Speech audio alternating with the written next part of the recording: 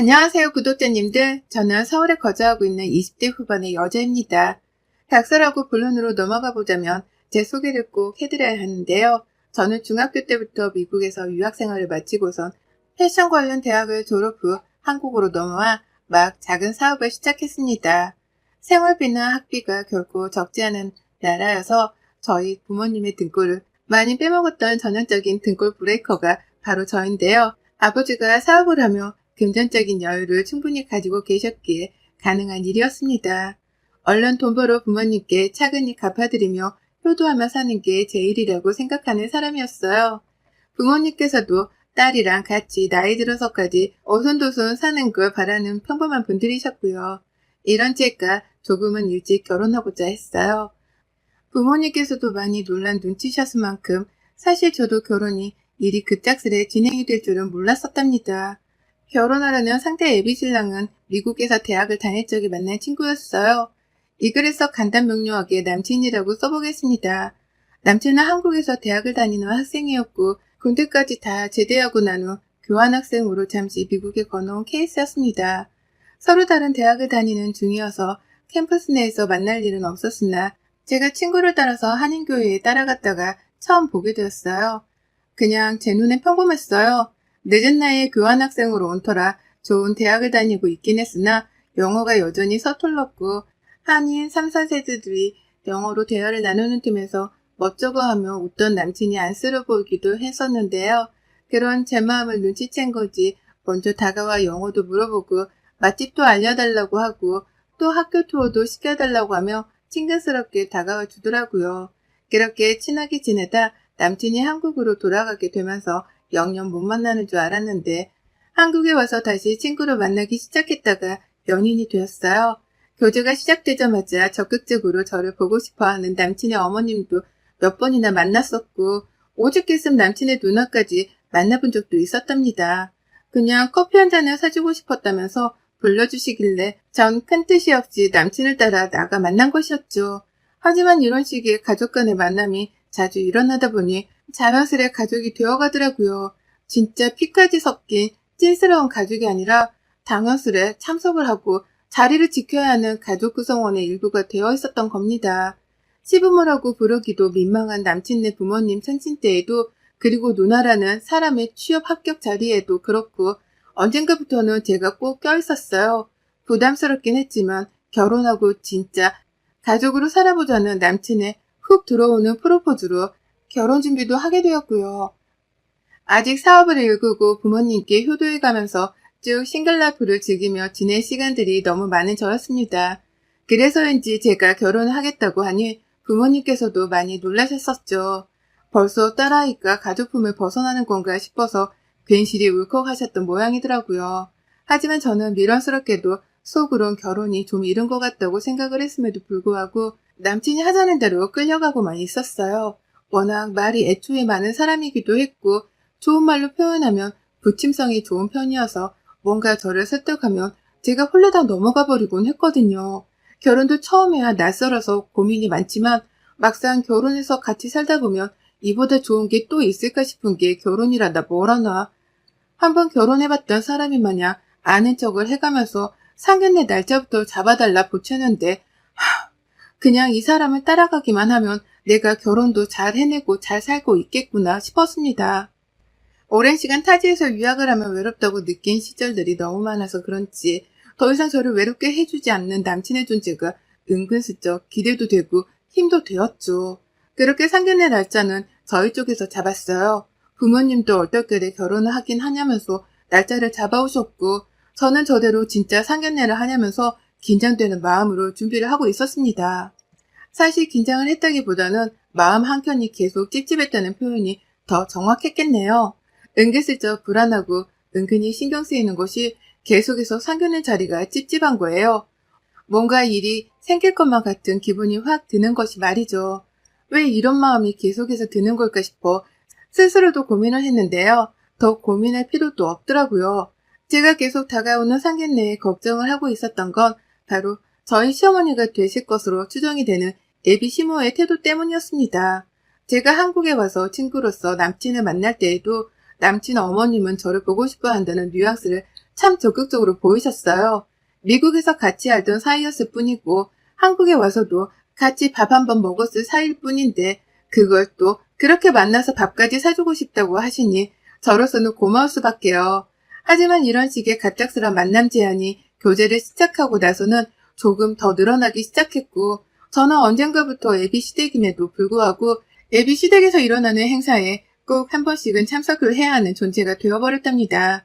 벌써부터 가족이 아님에도 가족 사이가 되어 있었고 며느리가 아닌데도 며느리스러운 대접을 받았던 것 같아요. 대접이라기보다는 당연히 해야 하는 의무행위라는 취급을 받았다고 표현하는 게 맞을 것 같고요. 어릴 적부터 미국에 나가서 유학생활을 했다는 것에 무척이나 신기해하셨고 제가 학비 비싼 곳으로 유명한 대학까지 진학을 한 것에 대해서는 한 번씩 꼭 이해가 안 간다는 식으로 말을 돌려가기도 하셨습니다. 부모님이 많이 힘드셨겠네. 아이고 살맛도 안 나셨겠다. 라고 하시면서 저를 마냥 부모님께 불행만 안겨드린 등골 브레이커 취급을 한 번도 아니고 여러 번씩 하셨어요. 감히 저희 부모님 마음이 이해가 안 간다며 한숨을 쉬어대며 바라보기도 하셨고요. 저희 부모님 정말 저 때문에 돈 하나 많이 쓰고 사시느라 분명 힘드신 것도 많으셨을 겁니다. 저도 잘 알아요. 제가 바로 부모님의 돈으로 학비를 낸 장본인이니까요. 하지만 저희 아버지도 사업을 하시며 성공하신 분이시고 금전적인 여유가 있었기 때문에 먼저 저를 외국으로 보내시며 유학까지 시켜주신 것이었습니다. 그 덕분에 저도 좋은 대학 나와 저 스스로 이름 걸고 사업할 수 있는 자격이 되었고요. 근데 그걸 꼭 한심하다 못해 이해할 수 없는 짓거리라는 듯 바라보는 시어머니의 태도가 늘 불쾌했어요. 은근히 우리 부모님을 까내리는 것만 같아 더 듣고 싶지도 않았고요. 그래서 그게 늘 찝찝했고 혹여나 내 앞에서뿐만 아니라 우리 부모님 앞에서까지 그런 식으로 말을 해서 내 부모님의 자존감을 깎아버리려 하시면 어쩌나 불안했습니다. 그렇다고 이걸 남친한테 말해서 니네 엄마 입단속 좀 시켜달라고 할 수도 없는 노릇이었고요. 제가 외동딸이라서 이런 고민을 어디다 털어놓을 수도 없고 정말 미칠 노릇이었죠. 그러다 결국 상견례 날짜가 다가왔습니다. 정말 긴장이 되었고 저 따라 부모님도 긴장을 많이 하셨어요. 딸이라고는 하나뿐이고 그런 딸을 내내 유학시키다가 이제와 한국에서 품 안에 끼고 살려는데 그런 아이가 결혼하기로 결심을 했을 때에는 그만한 충분한 이유가 있을 것이라고 생각을 하신 거죠. 그러니 더욱 조심스럽게 행동하고 내 아이가 결혼까지 무사히 할 수 있도록 도와줘야겠다는 생각으로 준비를 하신 듯 했습니다. 엄마는 최대한 정중하고 점잖아 보이도록 옷까지 차분한 파스텔 톤으로 새로 준비를 하셨고요. 아빠도 그 옆에서 긴장을 하고서는 머리에 무스 같은 것도 안 바르시고는 바로 이발을 하고 오셨더라고요. 그냥 깔끔하게 멋 안 부린 듯 보이게 겸손해 보이고 좋을 거라면서 말이죠. 그렇게 저희 부모님은 각자의 입장에서 최대한 상대 부모님을 배려하려고 하면서 나름의 준비를 열심히 하셨습니다. 그걸 옆에서 지켜보며 불안한 제 기색은 점점 더 커져갔으나 어떻게든 내가 중간에서 말을 유도리 있게 잘 이끌어 가야겠다는 각오를 해가면서 참아냈죠. 그리고 대망의 상견례 당일 저희 부모님은 약속을 정말 칼같이 지키는 분들이세요. 서로 바쁜 사람들인데 상대의 시간을 존중해주는 게 예의라면서 늘 제 시간 제때에 찾아가 차라리 먼저 기다리는 걸 선택하시는 분들이셨죠. 그런 부모님께서는 역시나 이번에도 약속 시간 한참 전에 준비를 마치셨고요. 그렇게 저를 먼저 제쳐가신 바람에 저희 가족들은 약속 장소까지 20분 정도를 남겨둔 채 일찍 도착을 했습니다. 그리고 나서 약속을 5분쯤 남겨놓고 남친이 허겁지겁 연락을 해오더라고요. 좀 늦어 10분 라고 말이죠. 문자만 달랑 보내길래 운전 중인가 싶었고 차가 막히나 싶어 이해를 하려 했지만 장난하는 것도 아니고 무려 저희 가족들이 일찍 도착한 만큼 20분을 늦더라고요. 그러니까 저희 부모님은 40분이 넘게 애비 시부모님을 기다렸던 겁니다. 그런데 기분이 나빴던 건 그것뿐만이 아니었어요. 사람이 약속 시간에 늦으면 장소에 들어오면서 최소한 미안하다는 기색은 표현하면서 나타나야 정상이잖아요. 그도 아니면 최소한 왜 늦은 건지 이해가 가도록 변명이라도 해야 하는 게 맞는 거고요. 그런데 애비시모 들어오자마자 기다리고 있는 저희 부모님 쪽으로 고개를 돌리지도 않고 혼자 쿨하게 대단히 뽀대나는 척을 해가면서 자기 자리를 찾대요. 그러니 저희 부모님은 인사할 타이밍을 놓쳐서는 끝까지 눈 마주치고 인사를 해보겠다며 예비 시모 눈동자만 졸졸 따라다니셨고요. 그렇게 자리에 앉은 시모는 저희 엄마 앞에 그리고 예비 시모는 저희 아빠 앞에 자리를 잡으셨습니다. 남친은 미안해 죽겠다며 어쩔 줄을 몰라하며 숨을 차하며 저와 저희 부모님을 쳐다봤어요. 제 표정이 좀 굳어있자 죄송합니다. 차가 너무 막혀서 라며 멋쩍어 했는데 그때 옆에서 예비 시어머니가 말씀하셨어요. 아이고 늦을 수도 있지 뭘 그런 걸로 죄송하다고 죄인 마냥 그러냐 너는? 라고 말했죠. 저희 부모님이랑 기싸움이라도 해보겠다는 사람 같더라고요. 먼저 사과 같은 건 하면 안 된다고 생각을 하시는 건지 늦어서 죄송하다 그 말 한마디를 끝까지 하지 않으셨답니다. 아주 당당히 물 한 잔 좀 줘요 라고 하면서 큰 소리를 내며 오지도 않은 직원들을 향해 주문을 하기도 하셨고 저희 부모님이 찾아서 예약을 한 식당인데 분위기가 꼭 술집 같네 라고 하면서 주변을 두리번거리며 마음에 안 든다는 표현을 팍팍 내뱉으셨어요. 저희 부모님이 평소에 지인들이랑 같이 분위기를 내보려고만 가는 단골 식당이었거든요. 가격대도 무조건 정식 코스로 20만 원이 넘는 곳이었고요. 그런데 예약한 사람들이 보는 앞에서 술집 같다는 표현을 하며 평가를 하겠다고 눈을 이리저리 굴려가며 식당 천장부터 바닥까지 훑어보는데 알아차렸습니다.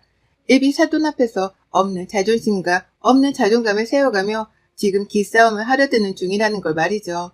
한눈에 보더라도 곱게 비싼 옷을 차려입은 저희 엄마와는 달리 예비 시모는 어디서 색깔을 껴맞춰 온 건지 지저분해 보이는 옷을 정장이라고 차려입고 나타났는데요.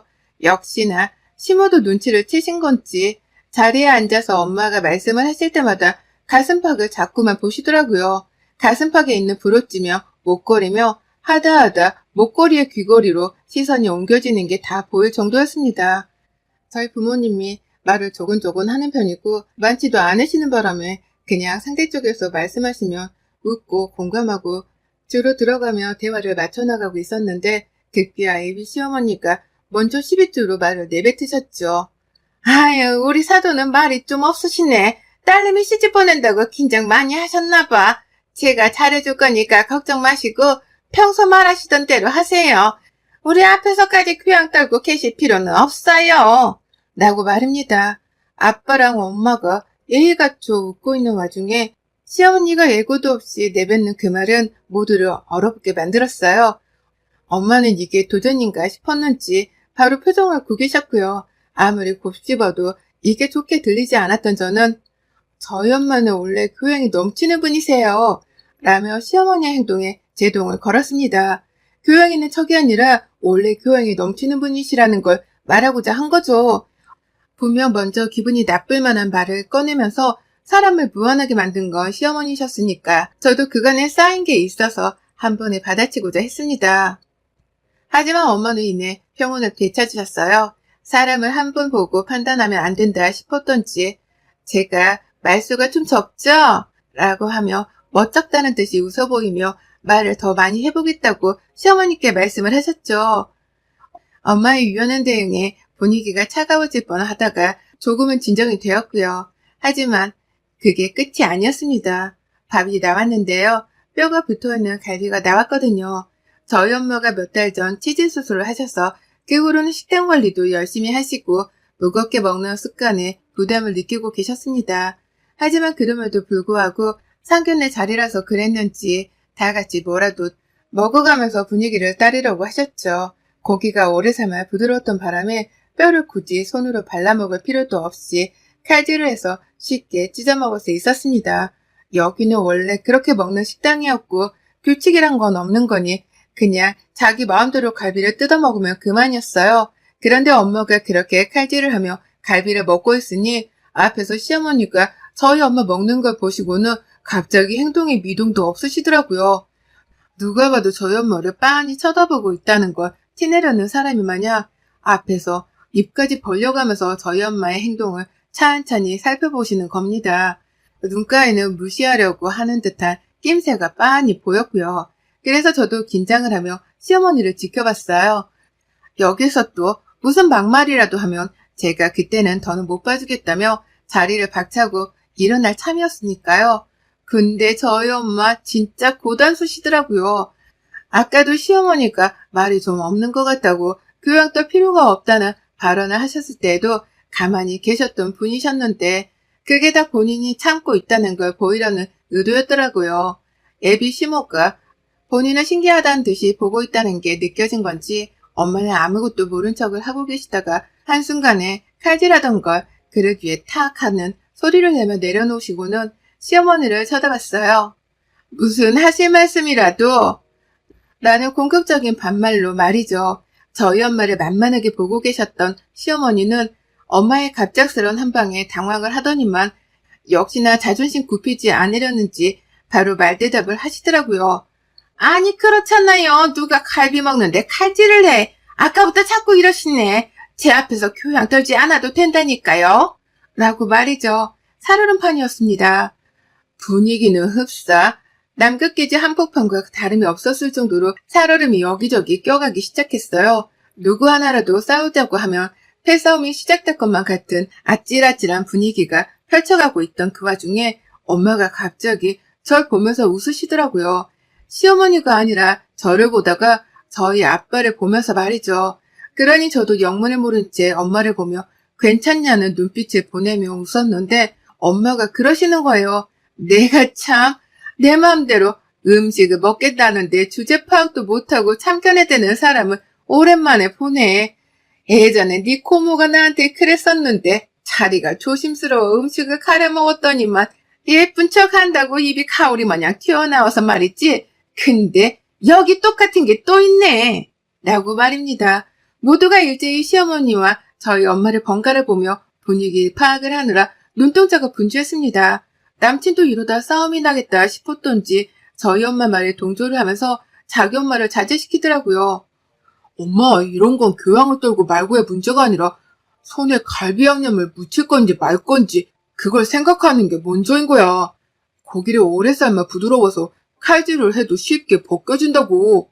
라고 하면서 이 자리에서 시어머니 한 사람만 빼고서 다 쉽게 칼질을 하고 있다는 걸 말했어요. 그러자 시어머니 자기 혼자 손으로 양념 뒤집어가면서 갈비를 뜯고 있었는데 죄다 칼질로 쉽게 고기를 분리하며 손 깔끔하게 먹고 있는 걸 보시고서는 그제서야 얼굴이 후끈 달아오르셨더라고요. 아니, 누가 갈비를 칼로 뜯어? 이건 손으로 뜯어야 제맛이지. 라고 하면서 당신 아들한테는 엄마 말을 조용히 토달지 말고 있으라며 주의를 줬어요. 하지만 남편도 괜히 수치스러웠던지 아니 엄마, 여기 우리 갈비 먹으러 온 거 아니고 사견내 하러 온 건데 말 좀 라고 하며 시어머니께 승질을 부리며 경고를 날렸답니다. 이 경고라도 제발 알아듣고 말투에 주의를 하라는 뜻 같았습니다.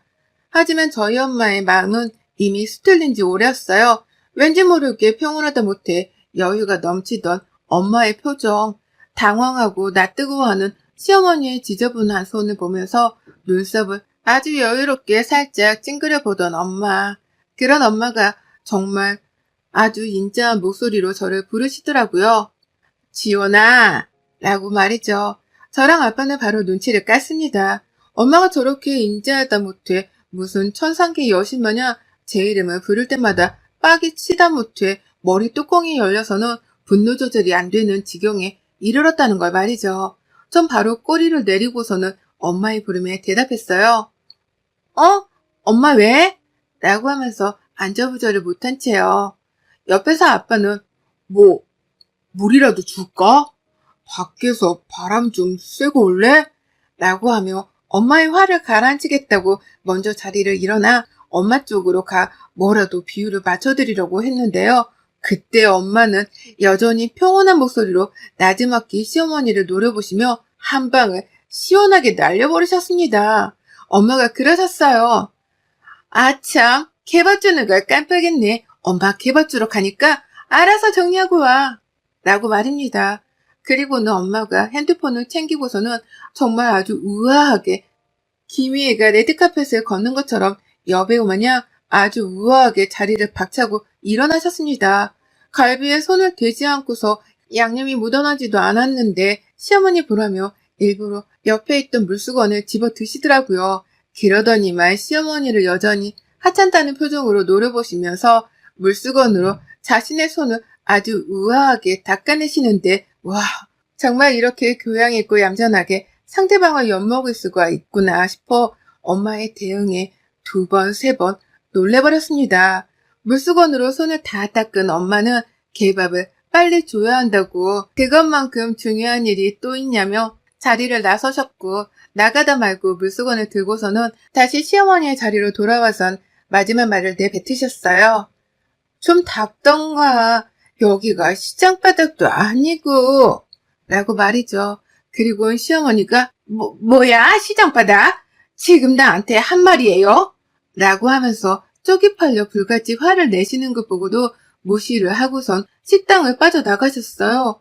저희 아빠도 더는 상태할 가치가 없다며 엄마를 따라서 식당을 그냥 뒤도 안 돌아보고 나가셨고, 그제서야 남친이 큰일 난 것 같다며 저희 부모님을 쫓아나갔습니다.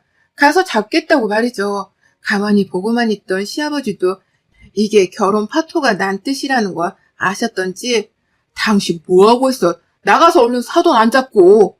라고 하며 본인이 직접 남친을 따라서 저희 부모님을 잡으려고 뛰쳐나가셨어요.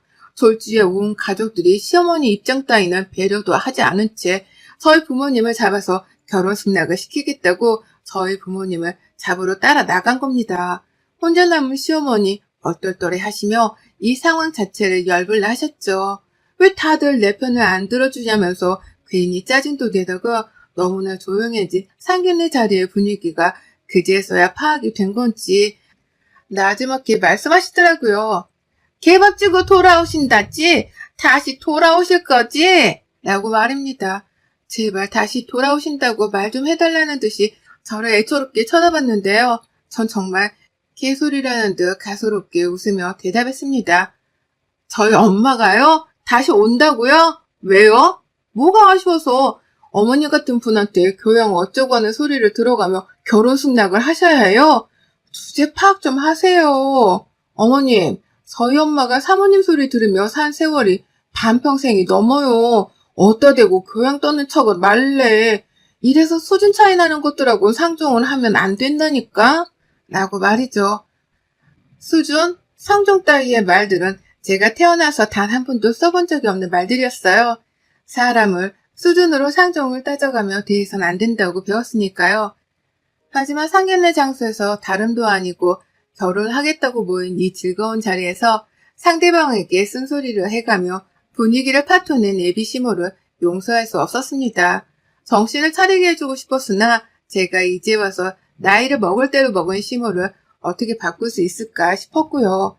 그래서 그냥 제 딴에 제가 할 수 있는 가장 수치스러운 말을 꺼내가며 당황하고 있는 시모에게 한 방을 날렸네요. 우리 엄마가 우아하게 한 방을 날리셨다면 저는 강력하게 한 방 펀치를 날려 시모의 코를 아주 납작하게 해주었답니다. 애비 시모는 자기가 상견례장을 망쳤구나 싶어서는 혼자 자리에 앉아 갈비를 덩그러니 바라보셨고요.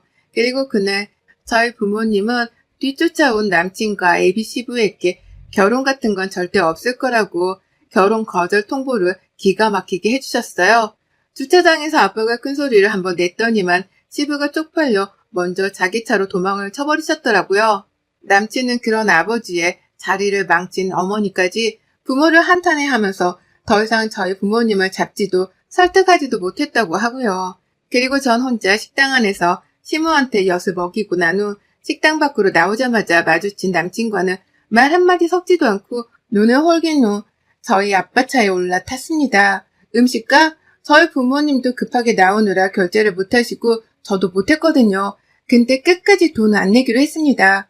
당연히 남친은 그 돈도 아깝고 결혼 얘기도 다시 해야겠다 싶어서 전화를 주구장창 했는데요. 전화번호 당연히 차단했어요. 결혼? 안 해도 그만이라 미련도 없었습니다. 아빠도 더 좋은 남자 소개시켜준다고 하셔서 그날을 기다리며 3단장이나 하고 있기로 했네요. 남친은 얼마 전까지 제 인스타그램을 팔로우하며 호시탐탐 엿보다가 제가 소개팅을 하게 되었다고 쇼핑을 하는 사진을 올렸더니만 그날 후 저를 언팔로우 했고요. 인스타 DM으로 메시지를 하나 보내왔더라고요. 나는 너를 못 잊었는데 넌 벌써 새 사람을 만날 준비가 된 거야? 라고 말이죠. 개소리를 보자마자 바로 차단을 눌렀습니다. 상견례장 음식값도 평생 안 갚을 생각입니다. 반올림해서 100만원어치가 나왔을 텐데 이것들이 돈 때문에라도 더 열불나고 아쉬워하도록 말이죠. 혹이나 우리 부모님의 재력, 내가 유학생활도 오래 한 걸로 돈 많은 집딸이라는 걸 알고서는 일부러 빨리 며느리가 되게 해선 단물을 쪽쪽 빨아먹고자 했던 것 같은데요. 기싸움 한번 잘못해서는 결국 부잣집 딸내미랑 고부 사이도 되지 못한 채 쫑이 나게 되었네요.